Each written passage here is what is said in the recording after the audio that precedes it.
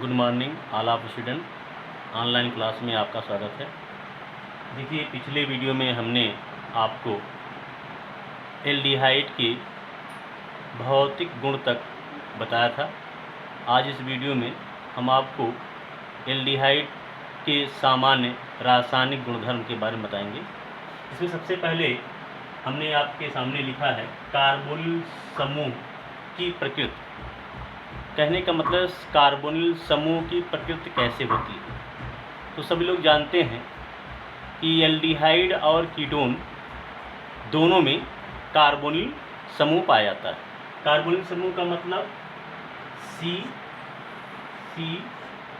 Double bond O, यही carbonyl समूह है, पाया जाता है। इस कार्बोनिल समूह में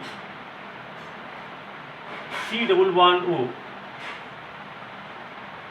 अर्थात कार्बन परमाणु ऑक्सीजन परमाणु से युग्म बंधों द्वारा जुड़ा होता है, जिसमें एक पाई बंध और एक सिग्मा बंध पाए जाते हैं। इसलिए इसकी जो प्रकृति होती है अर्थात ये जो है sp2 संकृत होता है, जिसमें कार्बन और ऑक्सीजन में sp2 संकेत होता है तथा ऑक्सीजन का शुद्ध p आटम पारसीय द्विव्यापन करके पाई बंध बनाता है। इसलिए इस प्रकार से हम कह सकते हैं कार्बोनिल में sp2 संकरण पाया जाता है। और आप जानते हैं अगर sp2 संकरण पाया जाता है तो बंध कोण जो होता है, बंध कोण वो 120 अंश का होगा। कितने अंश का होगा? 120 अंश का। तथा कार्बन और ऑक्सीजन के बीच से बॉन्ड लेंथ कहते हैं, बॉन्ड लेंथ, उसकी जो बॉन्ड लेंथ होती है वो लगभग 1.23 एंगस्ट्रॉम बॉन्ड लेंथ जो होती है, इसकी बॉन्ड लेंथ जो होती है वो 1.23 एंगस्ट्रॉम होती है। ठीक, तो हम ये कह सकते हैं कि कार्बोनिल समूह में sp2 संकरण होता है। क्यों होता है? क्योंकि इसमें एक पाई बंध एक सिग्मा बंध पाया जाता है। ये सब आपने जान लिया। अब देखिए, अस्थायित्व के बारे में जानना है। स्टेबिलिटी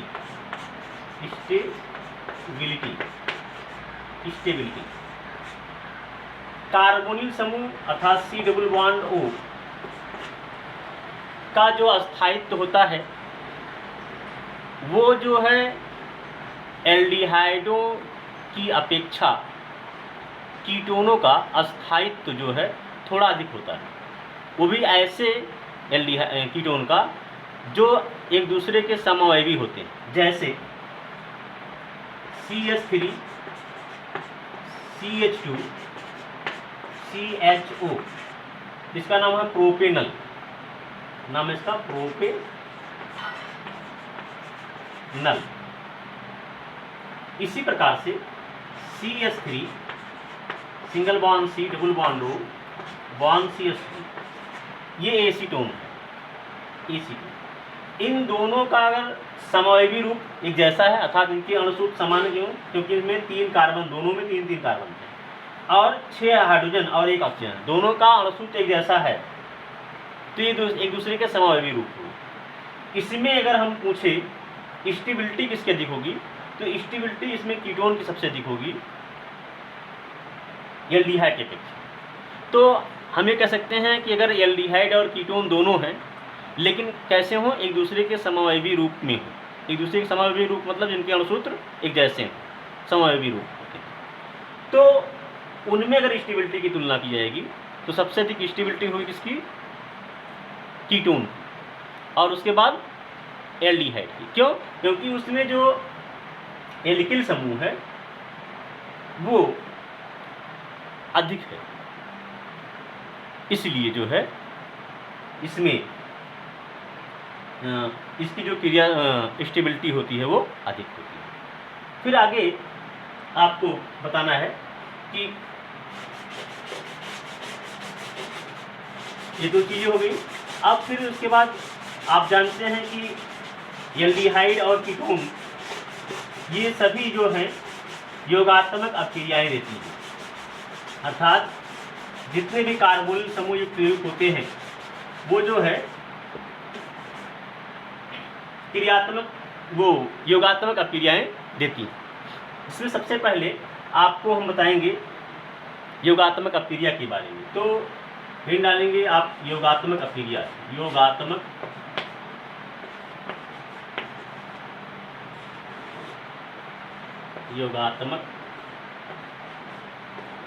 अभिक्रिया,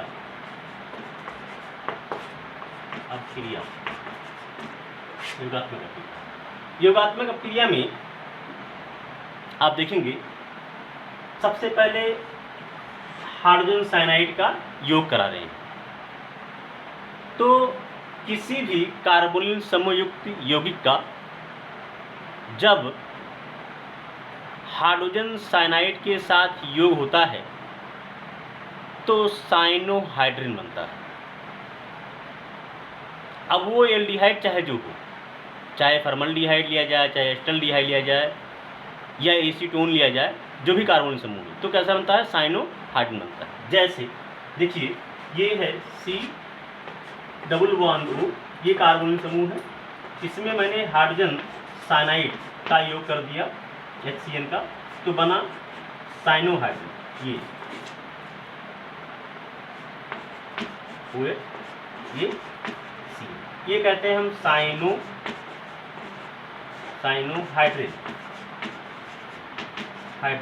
ये साइनोहाइड्रिन। अब एग्जाम्पल की तरह सुनते हैं, जैसे फॉर्मल्डिहाइड ले रहे हैं HCHO, ये फॉर्मल्डिहाइड है। फॉर्मल्डिहाइड से हम हाइड्रोजन साइनाइड HCN का योग करा दिया गया, तो बना जो योग बन रहा है ये देखिए फॉर्मल्डिहाइड का हाइड्रोजन साइनाइड के साथ कराया गया, तो बना फॉर्मल्डिहाइड साइनोहाइड्रिन।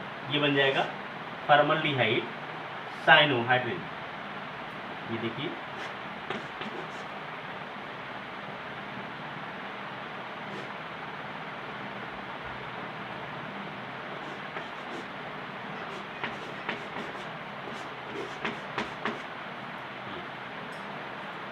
और ये देखिए ठीक है ना, ये बन गया आपका formaldehyde cyanohydrin, formaldehyde cyanohydrin, formaldehyde cyanohydrin हो गया। तो ये हाइड्रोजन साइनाइड का योग हो गया। फिर उसके बाद आगे ग्रिग्नार्ड अभिकर्मक के साथ अगर योग कराते हैं क्या बनता है, ध्यान दीजिए। अगर हम किसी भी एल्डिहाइड या हम कह सकते हैं अगर किसी भी कार्बोनिल समूह युक्त यौगिक का जब ग्रिग्नार्ड अभिकर्मक के साथ योग कराते हैं तो योगात्मक यौगिक बनता है। और बनता क्या है, अगर हम फॉर्मल्डिहाइड लिए हैं तो प्राथमिक अल्कोहल बनेगा, अगर हम एस्टल्डिहाइड लिए हैं तो द्वितीयक अल्कोहल बनेगा, और यदि हम एसीटोन अर्थात कीटोन लिए हैं तो तृतीयक अल्कोहल बनेगा। तो होता क्या है, ग्रिग्नार्ड अभिकर्मक में Grignard अभिकर्मक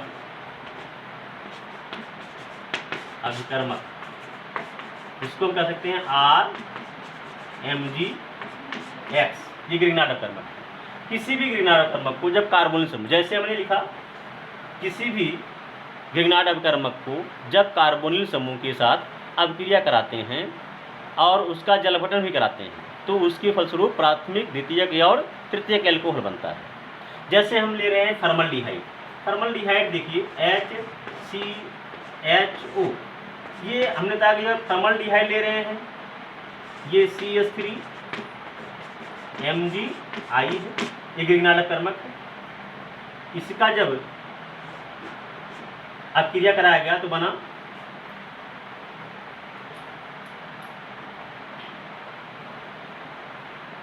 CH3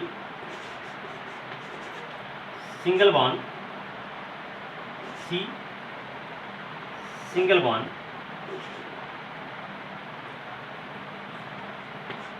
H single bond OH single bond MgI। ये योगात्मक यौगिक बन गया। और इसी योगात्मक यौगिक का जब हम जल अपघटन करा देते हैं, H2O के साथ अपक्रिया करा देते हैं, तो बनता है एसिटल्डिहाइड,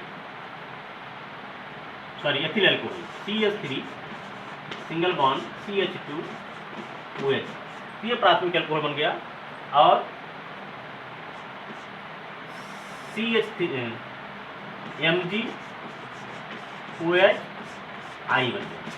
तो हमने देखा कि यदि हम फॉर्मल्डिहाइड लेते हैं तो योगात्मक यौगिक बना, योगात्मक यौगिक का जल अपघटन करा गया तो एथिल अल्कोहल बन गया और मैग्नीशियम हाइड्रॉक्सी आयोडाइड बन गया।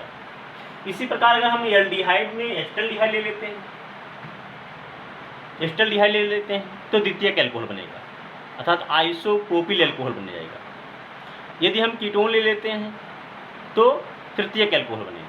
तो इस तरह से हम कह सकते हैं कि अगर हम योग कराते हैं तो ये अल्कोहल बनता है, प्राथमिक, द्वितीयक और तृतीयक। ठीक, फिर उसके बाद आगे यदि हम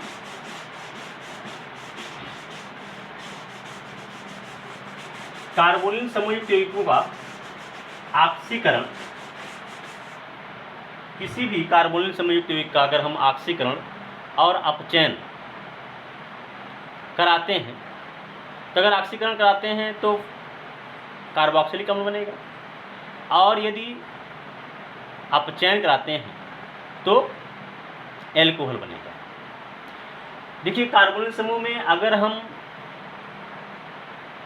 एल्डिहाइडों का ऑक्सीकरण कराते हैं तो कार्बोक्सिलिक अम्ल बनते हैं, परंतु यदि हम कीटोन का अगर ऑक्सीकरण कराएंगे तो पहली बात तो सामान्य रूप में उसका ऑक्सीकरण हो ही नहीं सकता। तो यही अंतर है दोनों में। जो एल्डिहाइड होते हैं वो सामान्य रूप में ऑक्सीडाइज हो जाते हैं और कार्बोक्सिलिक एसिड बनाते हैं। ये प्रक्रिया कब होती है? यहाँ पर अम्लीय पोटेशियम डाइक्रोमेट ले सकते हैं, अम्लीय पोटेशियम परमैंगनेट ले सकते हैं, नाइट्रिक एसिड, इन सब की उपस्थिति होनी चाहिए। जैसे हमने बताया आपको कि ऑक्सीकरण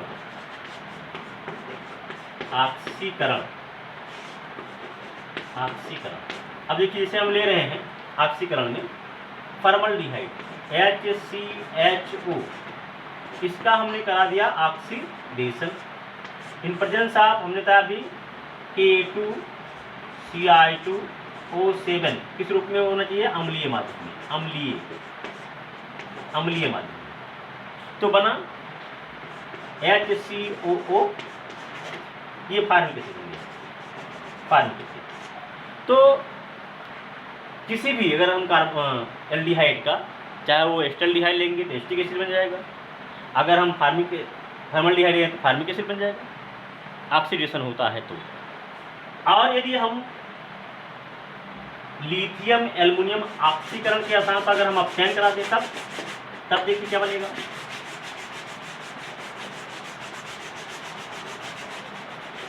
देखिए, हमने बताया कि अगर लिथियम एल्युमिनियम हाइड्राइड की उपस्थिति में अपचयन कराते हैं, अपचयन,